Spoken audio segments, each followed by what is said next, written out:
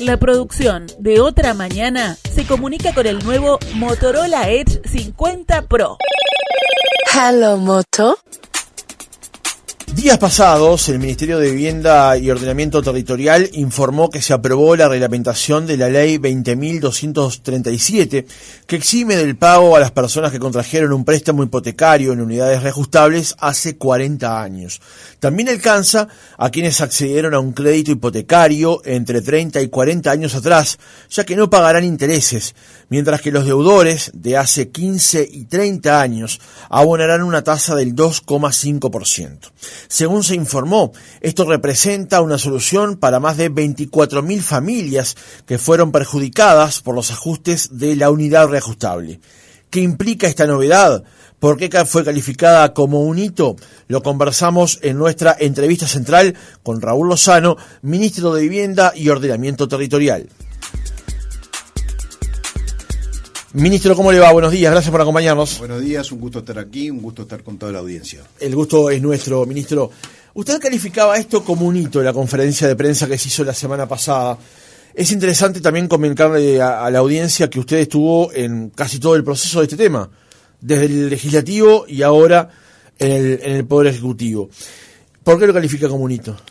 Lo califico como un hito porque este problema, en realidad, de esos desajustes que se dieron entre cómo subió la unidad reajustable y convirtió a muchos que contrajeron titulares de crédito del Banco Hipotecario de Uruguay en unidades reajustables, los convirtió realmente en rehenes, que se les llamaban de la unidad reajustable.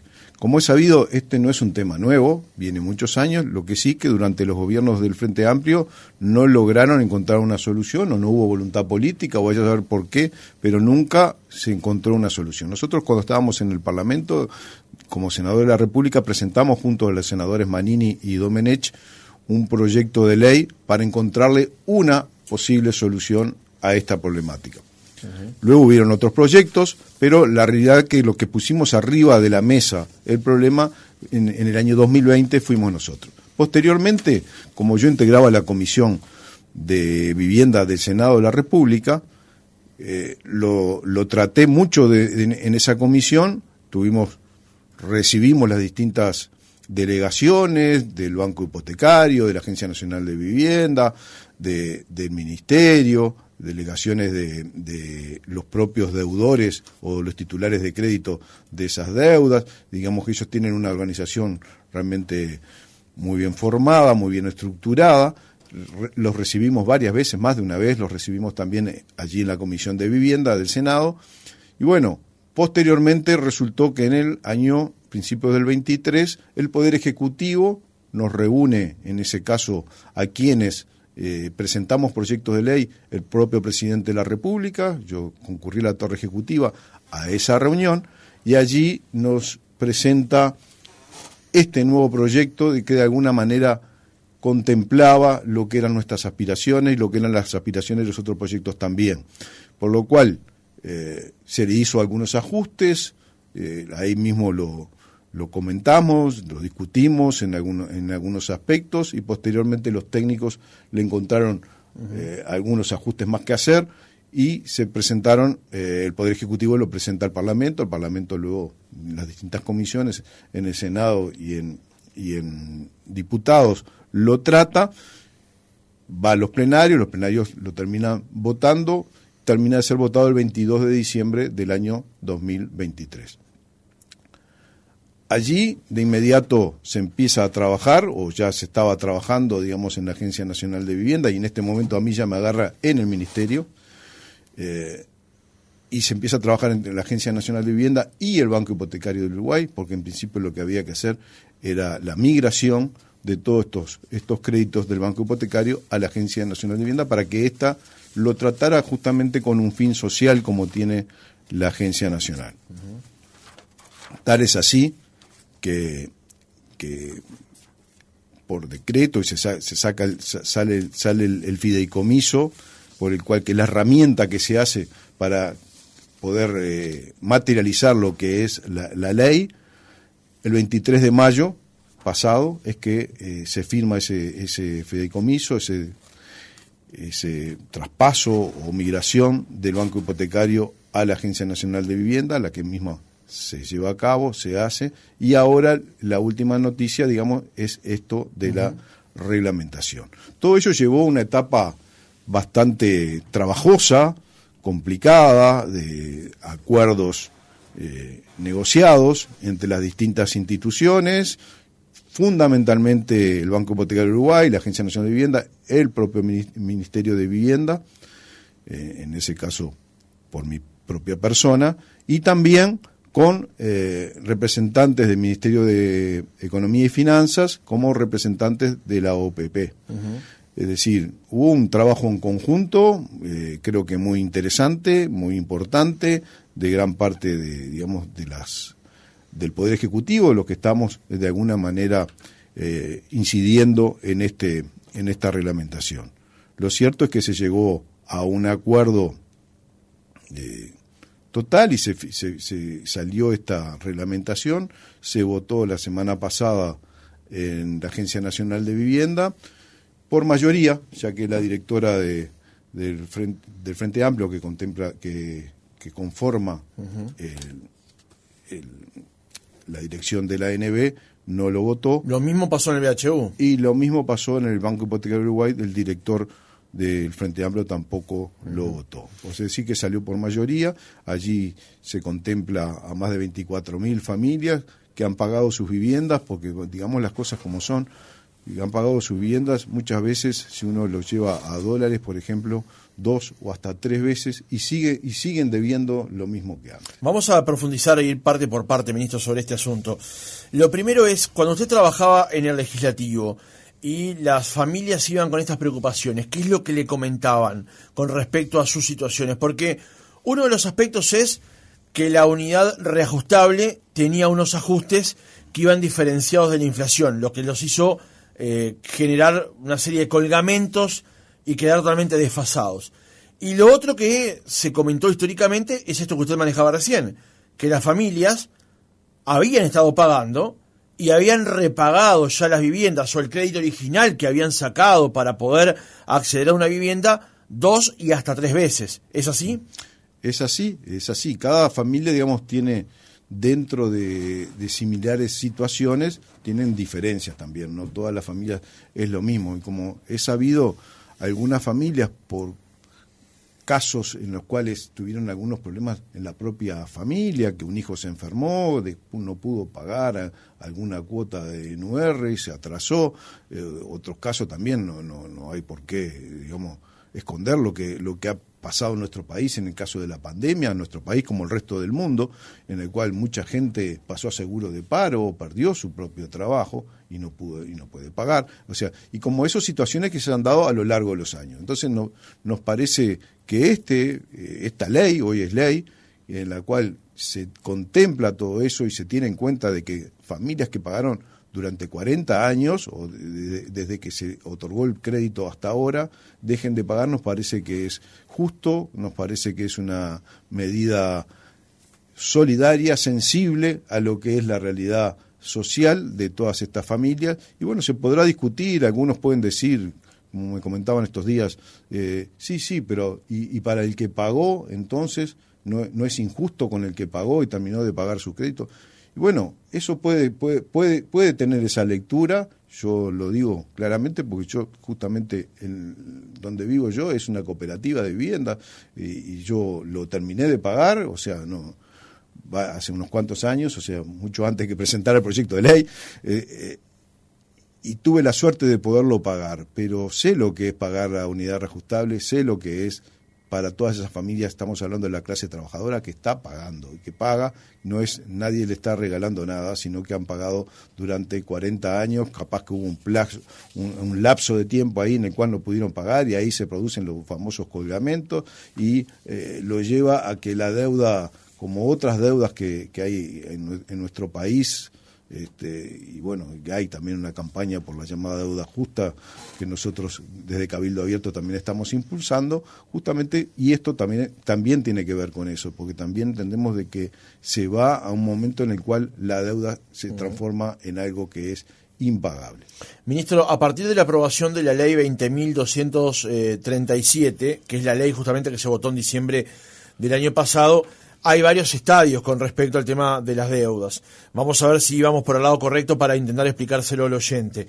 Quienes sacaron su crédito hace 40 años o más, se extingue el crédito, ¿es así? Totalmente, esos dejan de pagar totalmente, o sea, se extingue el crédito. ¿Y esto es automático? ¿O el permisario, el beneficiario del crédito tiene que hacer algún trámite ante la agencia o ante el banco? Esto es automático, pero sí, digamos, debe de cumplir con determinados requisitos, como haber pagado las últimas 110 cuotas y demás, pero hay algunos requisitos que hace a cada una de las familias, pero en realidad el que tiene 40 años es automático. El que tiene 40 años y ha estado pagando una serie determinada de cuotas, no es a todo aquel que tenga el préstamo sacado hace 40 años. Exactamente. Tiene que haber una llamada voluntad de pago, digamos. Claro, alguno puede pensar, bueno, hace 40 años que le dieron el crédito, pero capaz que pagó 10 cuotas y después no pagó nunca más. Bueno, ese no le va a contemplar. Digo, hay determinadas que están especificadas en la ley, determinadas obligaciones, digamos, que se deben de cumplir al respecto y que, bueno, eso está claramente determinado. Uh-huh. Hay un segundo estadio que tiene que ver con las familias de entre 30 y 40 años. Ellos van a pagar 0% de tasa de interés. Rige las mismas condiciones, digamos, para aquellas familias que hayan estado pagando el crédito. Para esas familias también las mismas condiciones, de 30 a 40 años, 0% de interés, y una vez que cumplen los 40 años, se les extingue el crédito también. A ver, expliquemos eso entonces. Van a estar pagando sin interés, que por 0% de interés no existe, sin interés hasta los 40 años. Y si están en el año 38, luego de 2 años, se extingue el crédito. Exactamente. Por ejemplo, hay muchas familias que me dicen, yo tengo 37 años o tengo 38, entonces quedo afuera. No queda afuera. Digo, va a pagar un 0% de interés durante los 2-3 años que le quedan y luego se les extingue el crédito. Y luego hay otro más que tiene que ver con las familias que adquirieron el crédito de 15 a 30 años y allí la tasa de interés va a ser de un 2,5%. Así es, eso es lo que dice la ley y así se va a llevar a cabo. Como ustedes comprenderán, en más de 24.000 créditos es un trabajo bastante importante que hay que hacer, aparte de toda la parte de la migración del Banco Hipotecario y la Agencia Nacional de Vivienda, por lo cual lleva su tiempo y que pensamos de que deberá estar concluido entre octubre y noviembre para estos dos casos. Uh-huh. Octubre y noviembre. Usted lo dijo ayer al pasar, pero profundicemos por qué hubo que migrar estas cuentas desde el Banco Hipotecario hacia la Agencia Nacional de Vivienda. Fue haciendo, digamos, materializando lo que la propia ley decía. Entonces se buscó una solución de cómo materializar esta ley mediante un fideicomiso y que los distintos créditos, las distintas carteras de créditos del Banco Hipotecario de Uruguay pasaran a la Agencia Nacional de Vivienda, institución que tiene una amplia experiencia en este tratamiento de créditos. Uh-huh. Ministro, ¿hay alguna lesión económica para el Estado a partir de esto, teniendo en cuenta que había personas que estaban pagando y que a partir de ahora no van a pagar más?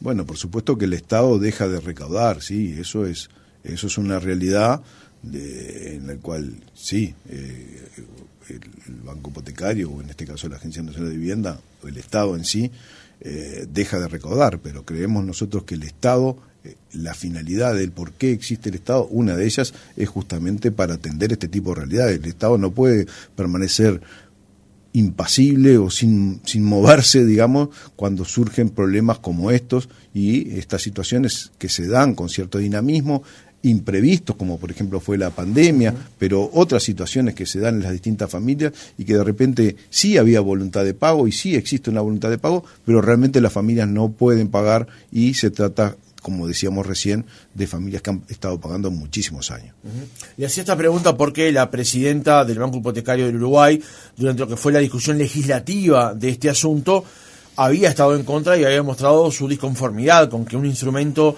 en esta dirección se aprobara por parte del Estado. Es cierto, yo en un año fui presidente de la Comisión de Vivienda en el Senado y la recibió la presidenta con parte de su equipo. Y es cierto que en aquellas oportunidades tuvimos algunas diferencias notorias, como debe surgir ahí de la lectura de la transcripción taquigráfica.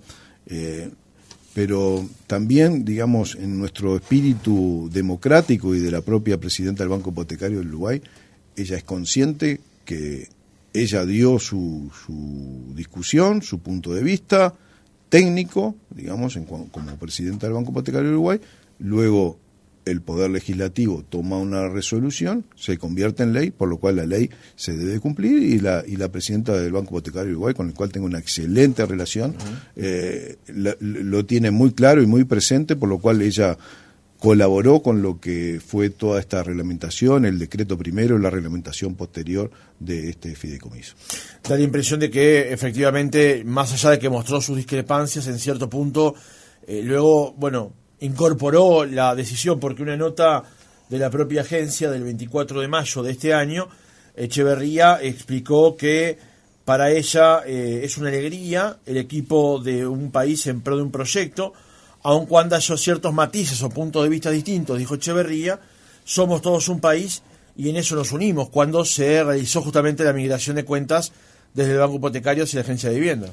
Exactamente, en ese acto en el cual se firmó esa migración, ese fideicomiso, ella lo expresó claramente, tuvo la oportunidad de expresarlo allí en público, en conferencia de prensa, en el cual dijo eso, en esos términos que recién usted leía, de que aquí somos todos un país y tenemos que buscar soluciones a los reales problemas de la gente, soluciones que lamentablemente no se encontraron antes, pero bueno, en este gobierno se encontraron, y nosotros no vamos a discutir por qué no se hizo en el gobierno del Frente Amplio, pero todos sabemos de que el gobierno del Frente Amplio, con mayorías parlamentarias como las tenía, lo podía haber hecho, pero sin embargo no lo hicieron. ¿Por qué? No lo sabemos, pero no lo hicieron. Hubieron algunos proyectos de ley durante los gobiernos del Frente Amplio, presentados por distintos legisladores, tanto en el Senado como en diputados, pero sin embargo todos ellos naufragaron.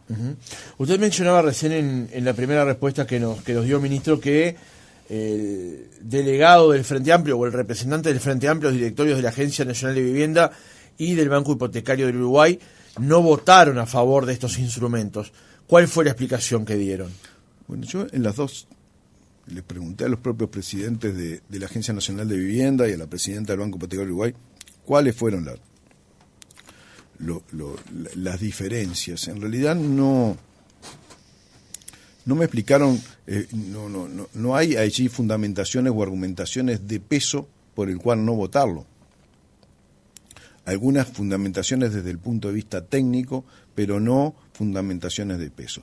Yo sí, lo dije y así lo pienso, cuando se llevó a cabo toda esta reglamentación, especifiqué como responsable del sistema público de vivienda de que cumpliendo con lo que dice la ley, había que ser lo más amplio posible de manera de beneficiar al máximo de familias posible y no dejar por distintas escaramuzas, digamos, reglamentarias, dejar afuera a familias que realmente lo están necesitando y que es una cuestión de justicia el contemplarlas en esta ley. Por lo cual, lo que se hizo durante todo ese proceso que yo decía se llevó a cabo entre la Agencia Nacional de Vivienda, el Banco Hipotecario del Uruguay, la Oficina de Planeamiento y Presupuesto y en mi propio Ministerio de Economía y Finanzas, todas estas negociaciones que se llevaron a cabo se fueron bajo ese precepto, tratar en lo posible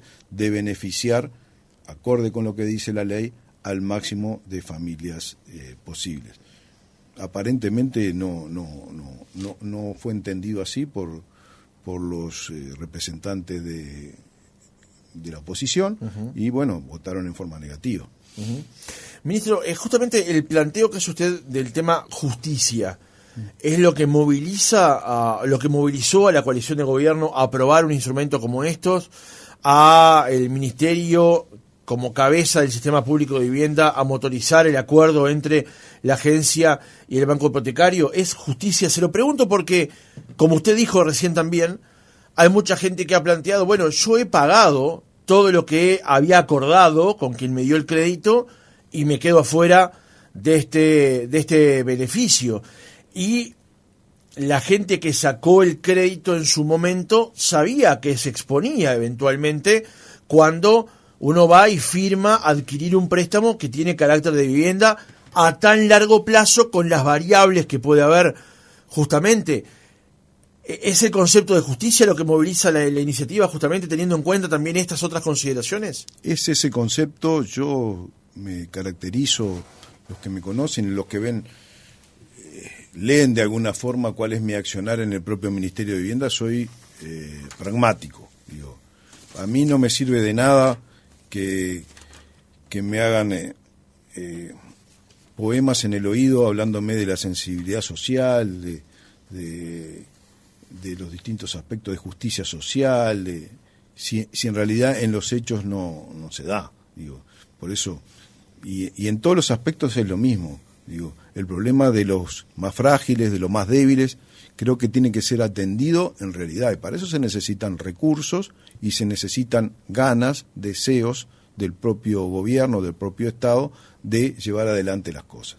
Digo, por eso cuando se habla de asentamientos también es lo mismo. Digo, para eso hay que dar recursos. Bueno, yo lo digo claramente. Digo, este gobierno puso el doble de los recursos que cualquiera de los gobiernos del Frente Amplio para tratar de que en los asentamientos irregulares se vayan de a poco, se vayan de alguna manera integrando al resto de la sociedad. Pero en el caso digo, yo soy uno, como dije recién, de los que sí pagó. Yo pagué, yo terminé, pagué. Y alguien puede pensar, porque lo he sentido también, es injusto para los que pagaron.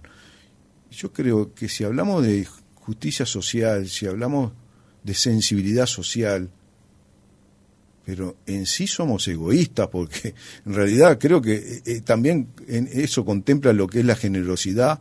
Digo, no podemos pensar, como yo pagué, entonces que paguen todos, y aunque sepamos de que ya han pagado durante 40 años. Pero esa persona que también lo pagó durante mucho tiempo y lo pagó varias veces. ¿Sí? Por eso digo, no hay también un nido de injusticia allí que se suma cuando una persona tenía la misma deuda y lo logró pagar y otra persona no lo logró pagar y es beneficiado por un sistema que lo aprueba el Estado para condonarle la deuda. Sí, aceptamos esa lectura. Por eso digo, no es mi lectura y estoy de ese otro lado del mostrador, si se quiere, pero acepto de que otras puedan pensar así. Digo, acepto lo que otras personas puedan pensar así. Pero creo yo de que estas familias no han dejado de pagar o hace 40 años que están pagando, no porque no quisieran pagar. O sea, han tenido voluntad de pago, lo han demostrado, es gente que ha tenido voluntad de pago, de buena fe, en algunos casos no han podido cumplir con estos créditos,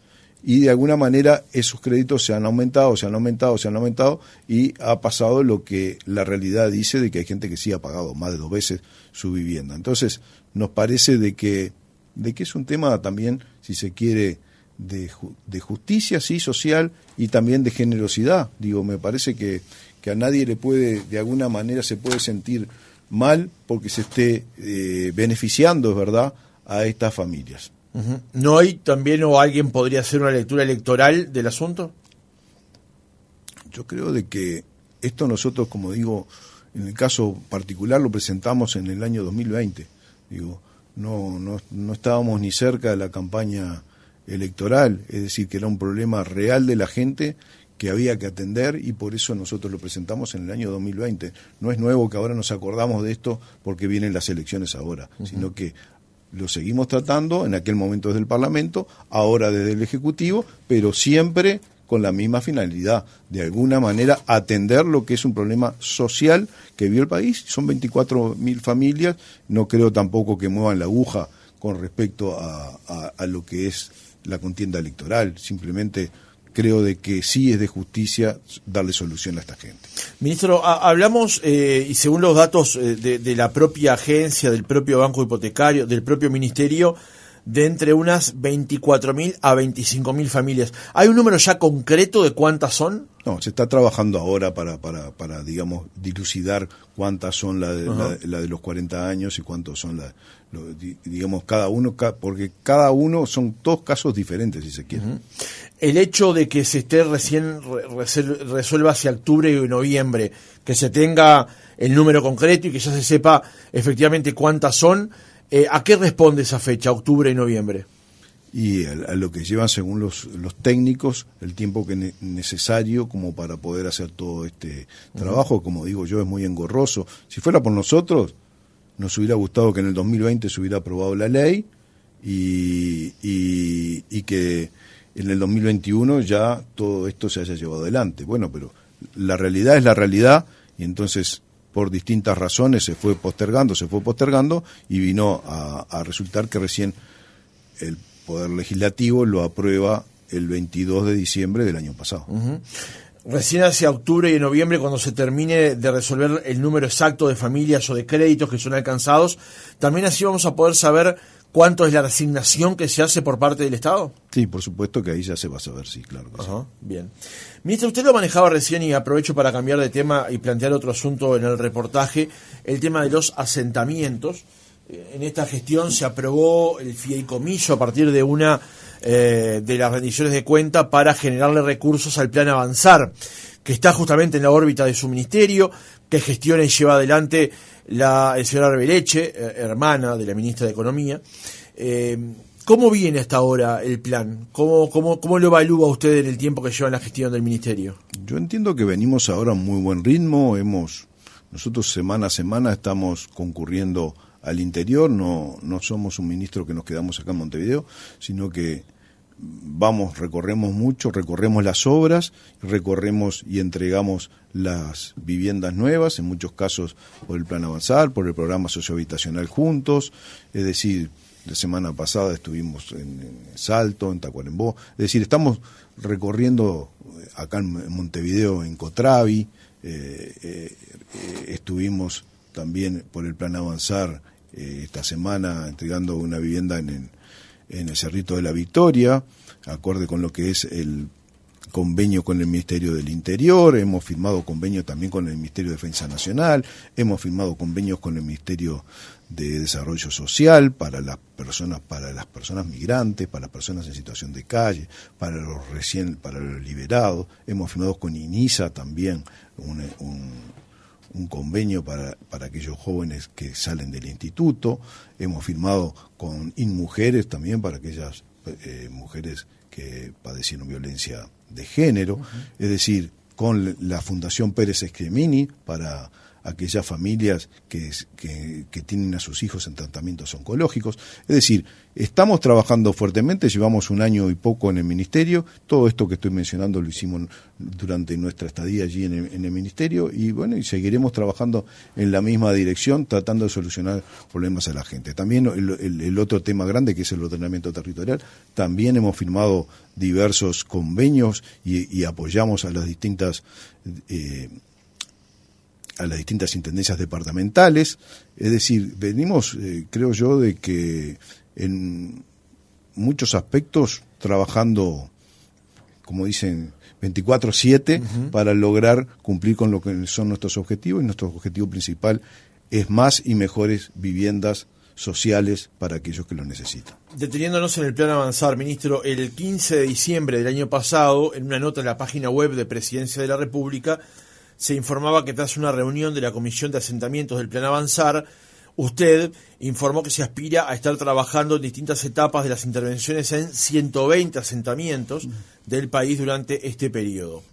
A la fecha de los proyectos nuevos, a la fecha que era el 15 de diciembre de 2023, hay un 34% de los asentamientos en obras o terminados. En agosto de este año se estima alcanzar el 90%. Para agosto de este año faltan 2 meses, digamos. ¿Cómo viene este grado de avance? Venimos bien. El 31 de agosto pensamos estar entre los asentamientos ya terminados y los que estaban en ejecución en los 108 asentamientos.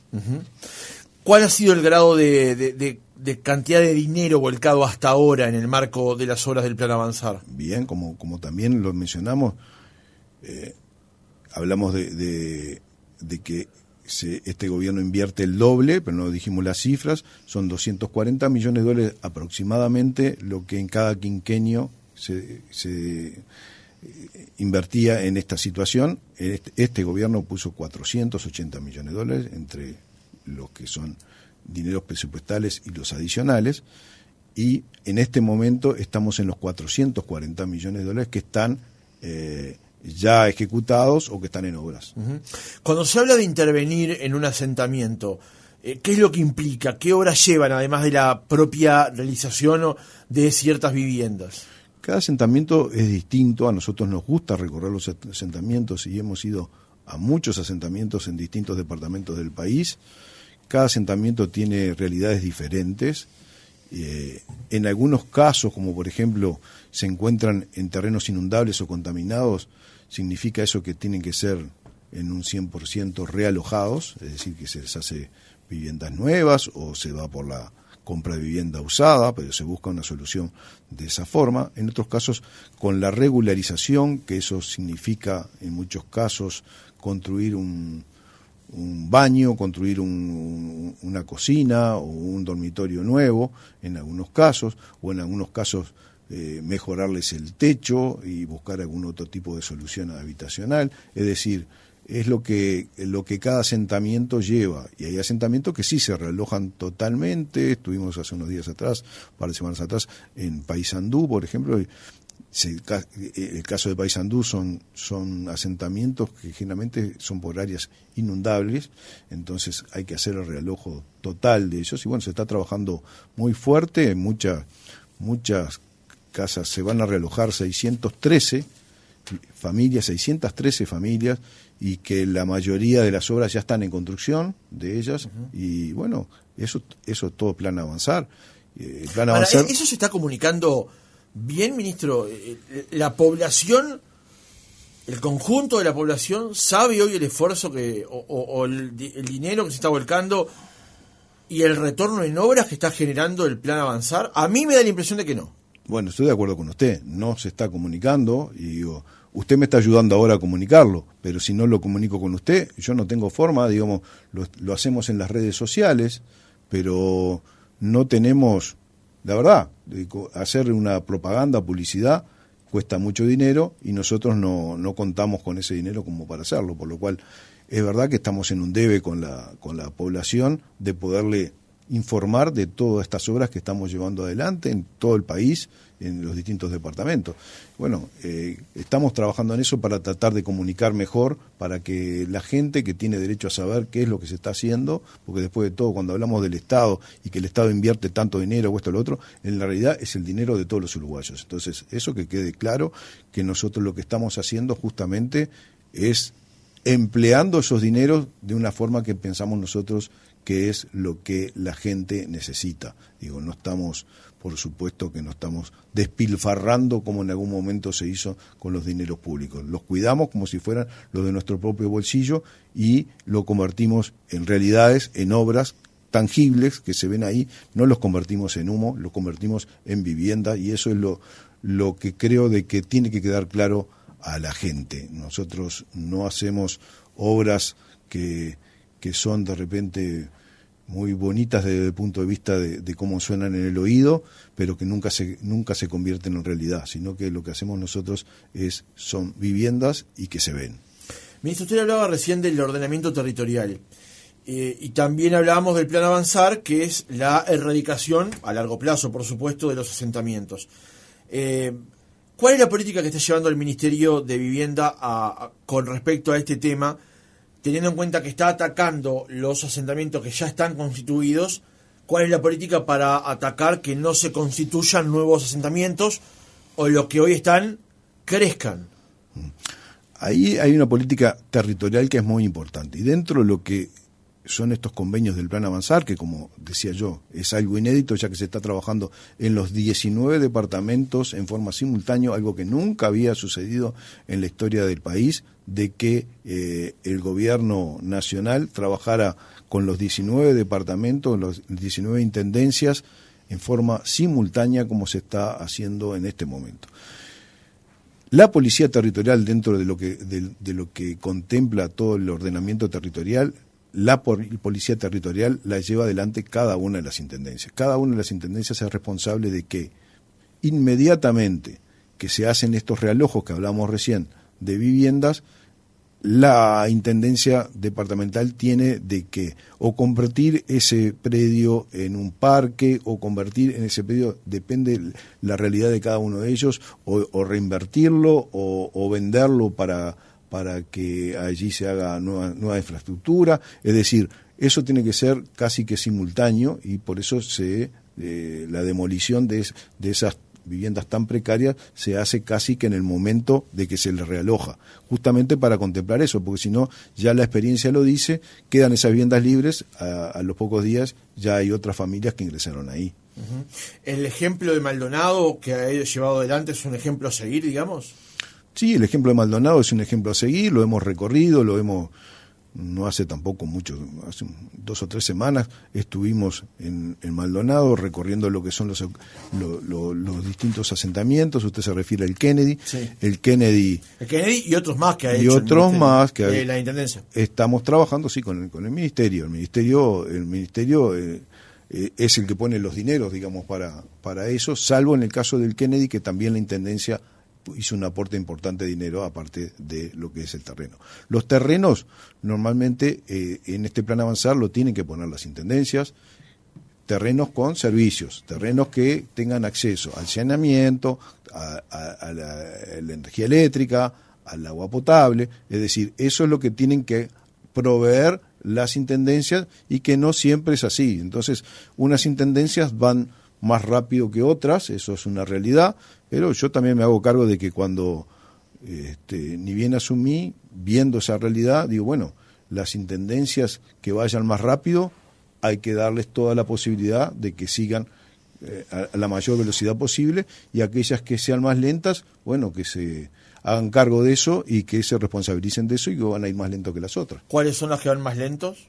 ¿O dónde hay más problemas, digamos? Y un caso concreto es Salto, por ejemplo. Salto va lento, digo, nos gustaría ir más rápido, pero bueno, últimamente hicimos también una muy buena,